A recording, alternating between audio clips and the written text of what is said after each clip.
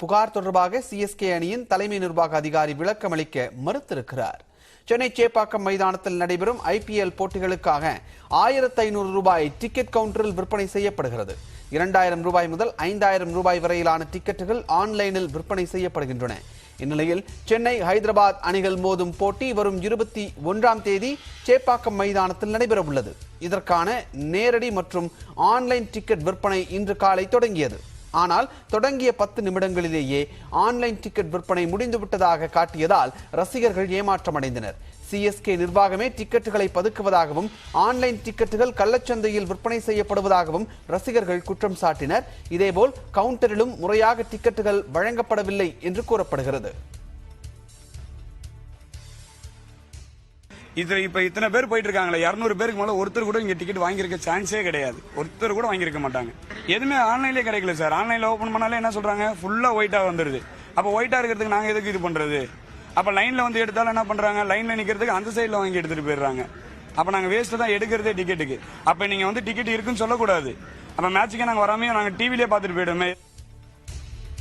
இது தொடர்பாக நியூஸ் 18 தொலைக்காட்சி செய்தியாளர் சிஎஸ்கே தலைமை நிர்வாக அதிகாரி காசி விஸ்வநாதனை தொடர்பு கொண்டபோது அவர் ஆன்லைன் டிக்கெட் பதுக்கல் தொடர்பாக விளக்கமளிக்க மறுத்துவிட்டார். நாகையில் பாசன வாய்க்காலில் உள்ள ஷட்டர்கள் மதகுகள் உருக்குலைந்து கிடப்பதை சரி செய்ய எந்த நடவடிக்கையும் எடுக்கப்படாததால் விவசாயிகள் வேதனையில் இருக்கிறார்கள். குறுவை சாகுபடிக்கு முன்கூட்டியே தண்ணீர் திறக்கப்பட்டால் பாசன நீர் கடலில் வீணாக கலப்பதை தடுக்க கோடை காலத்திலேயே எனக்கு பின்னாடி பாருங்க, நீரோலிங்கள் பெரும்பாலான நீரோலிங்களும் சட்டரசு எதுவுமே செயல்படாம இருக்குது. எவ்வளவு தண்ணி வந்தாலும் முறை வச்சு பாசனம்னு சொல்லுவாங்க. அந்த தண்ணி பூரா கடலுக்கு தான் போகும். மண்ணாலான வேலைகள் நடைபெற முன்னுரிமை கொடுக்குறாங்க ஒழிஞ்சு இந்த நீரோலிங்கிகள் எல்லாமே சரியில்லாம தான் இருக்குது. இது நாம கிட்டத்தட்ட ரொம்ப காலமாவே இது குறித்து சொல்லிக்கிட்டு தான் இருக்கோம். திட்ட மதிப்பீடு கொடுத்துருக்கான்னு சொல்றாங்க. அரசுகிட்ட நிதி இல்லைங்கிறாங்க. இதே போல கீழ்வேலூர், வேதாரண்யம், திருமருகல், திட்டச்சேரி உள்ளிட்ட பகுதிகளிலும் ஆறுகள், வாய்க்கால்களில் சிதிலமடைந்து கிடக்கும் ஷட்டர்கள், மதகுகளை சீரமைக்க வேண்டுமென்று விவசாயிகள் கோரிக்கை விடுத்துள்ளனர். அதுவும் தற்போது கோடை காலத்திலேயே சீரமைப்பு பணிகளை தொடங்கி முடிக்க வேண்டும் என்றும் வலியுறுத்தியுள்ளனர்.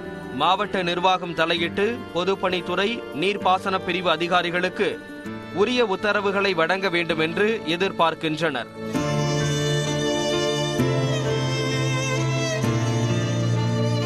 தற்பொழுது இந்த பணியை விரைந்து முடித்தால் மட்டுமே முழுமையாக பாசனீர் சென்றடைய ஏதுவாக இருக்கும் என்பதே ஒட்டுமொத்த டெல்டா பகுதி விவசாயிகளின் கோரிக்கையாக உள்ளது. நியூஸ் 18 தமிழ்நாடு செய்தி தொலைக்காட்சிக்காக நாகையிலிருந்து செய்தியாளர் பாலமுத்துமணி.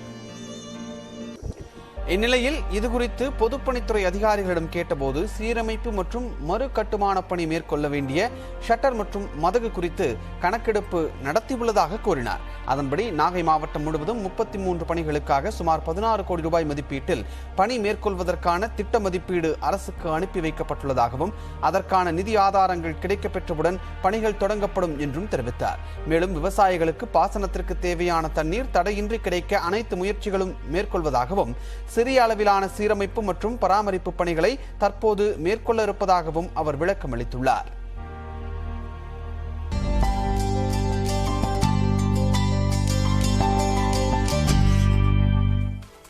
தொடர்ந்து நம்ம ஊர் செய்திகள் சிலவற்றை பார்க்கலாம். ரம்ஜான் பண்டிகையை முன்னிட்டு சிவகங்கை மாவட்டம் திருபுவனம் வார சந்தையில் ஒரே நாளில் 1 கோடி ரூபாய்க்கு மேல் ஆடுகள் விற்பனையாகின. திருபுவனம் செவ்வாய் சந்தைக்கு ராமநாதபுரம், தேனி, திண்டுக்கல், விருதுநகர், மதுரை உள்ளிட்ட பல்வேறு மாவட்டங்களை சேர்ந்த கால்நடை வளர்ப்போர் ஆடு, கோழிகளை விற்பனைக்கு கொண்டு வந்தனர். எடை அதிகமுள்ள கிடா ஆடு ஒன்று 15,000 ரூபாய் முதல் 20,000 ரூபாய்க்கும், குட்டி ஆடுகள் 5,000 ரூபாய் முதல் 8,000 ரூபாய்க்கும் விற்பனையாகின.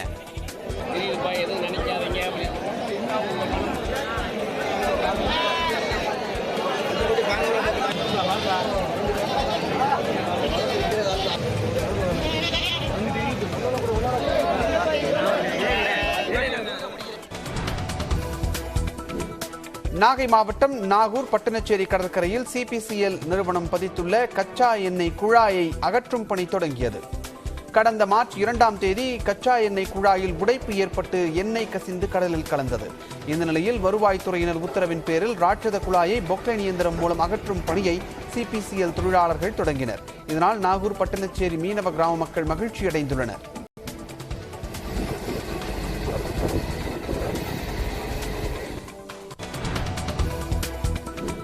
தஞ்சாவூர் மாவட்டம் பாபநாசம் அருகே மயான வசதி ஏற்படுத்தி தரக்கோரி சாலை மறியலில் ஈடுபட்ட மார்க்சிஸ்ட் கம்யூனிஸ்ட் கட்சியினர் காவல்துறையினர் கைது செய்தனர். ஆடுதுறை, விசித்திர ராஜபுரம், கலைஞர் நகர் ஆகிய பகுதிகளுக்கு சுற்றுச்சுவருடன் கூடிய மயான கட்டிடம் கட்டித்தரக்கோரி 50க்கும் மேற்பட்டோர் சாலை மறியலில் ஈடுபட்டனர். போக்குவரத்துக்கு இடையூறு ஏற்படுவதாக கூறி மறியலில் ஈடுபட்டவர்களை கைது செய்து தனியார் மண்டபத்தில் அடைத்தனர்.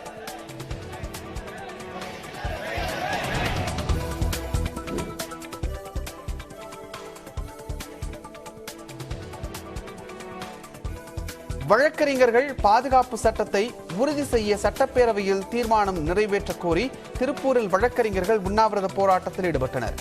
மாநகராட்சி அலுவலகம் எதிரே நடைபெற்ற போராட்டத்தில் 50க்கும் மேற்பட்ட வழக்கறிஞர்கள் கலந்து கொண்டனர். தமிழகத்தில் தாக்கப்படுவதாகவும் சூழ்நிலை இருப்பதாகவும் அவர்கள் குற்றம் சாட்டினர்.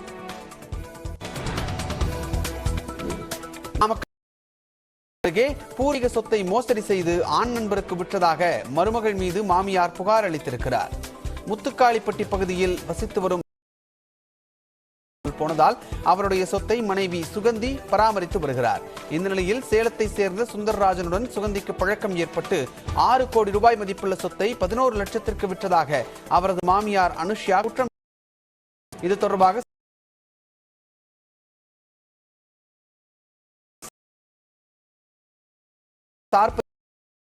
இடம்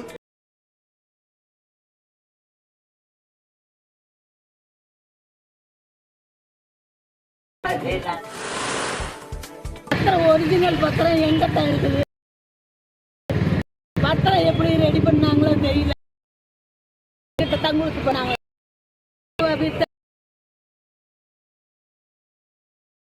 கையெழுத்து வாங்கி அவனை அழிச்சு வளர்த்து கையெழுத்து வாங்கினாங்களா என்னமோ தெரியல. திருவண்ணாமலை மாவட்டம் ஆரணி அருகே ஏரி மணல் கடத்திய லாரியை பிடித்த உதவி ஆட்சியர் காவல் நிலையத்தில் ஒப்படைத்தார். அத்திமலைப்பட்டு கிராமத்தில் உள்ள ஏரியில் இருந்து மணல் கடத்தி எடுத்து ஆய்வு சென்ற ஆட்சியர் தனலட்சுமி குறைவால் காலமான முன்னாள் அமைச்சர் ராஜேந்திர பாலாஜியின் தந்தை உடலுக்கு சிவகாசியில் அதிமுகவினரும் பொதுமக்களும் அஞ்சலி செலுத்தி தவசலிங்க ஆசாரி வயது மூப்பு காரணமாக உடல்நலம் பாதிக்கப்பட்டு மதுரை தனியார் மருத்துவமனையில் நேற்றிரவு உயிரிழந்த நிலையில் உடல் திருத்தங்களில் உள்ள வீட்டில் வைக்கப்பட்டிருக்கிறது. இவரது உடல் பாதை வசதி இல்லாததால் வயதானவர்கள், நோயாளிகள் மிகுந்த சிரமத்திற்கு ஆளாவதாக பொதுமக்கள் கவலை தெரிவித்திருக்கின்றனர். பாரதி நகர் பகுதி பாதை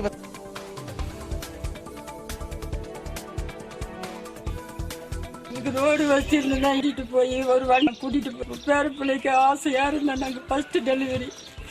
இப்ப பேர பிள்ளை இழந்துட்டு ரோடு வசதி இல்லாம எல்லாம் கண்ணீராங்க.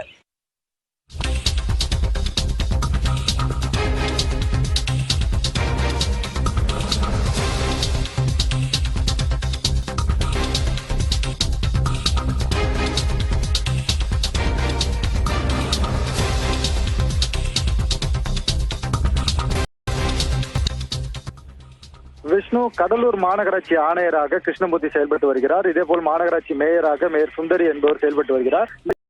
கடலூர் வீடு உரிமத்திற்கு மேயர் PA ரகோத்தமன் அனுப்பியதாக கூறப்படுகிறது. அதனைத் தொடர்ந்து அந்த தனியார் கட்டிட நிறுவனத்தின் உரிமையாளர் ஆறுமுகம் திட்ட அனுமதிக்காக தொடர்ந்து லஞ்ச போலீசார் ADSP தேவநாதன் தலைமையிலான போலீசார் தற்போது மேயரின் PA-வான ரகோத்தமனை தற்போது கைது செய்தார்.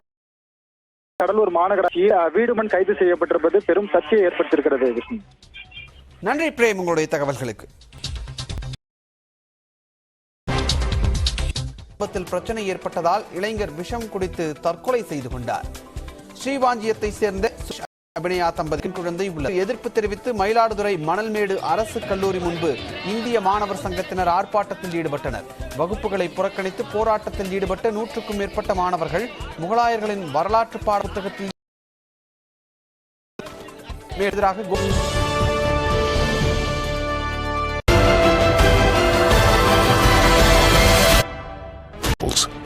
67+ crore viewers. India's largest news network, News 18 Network.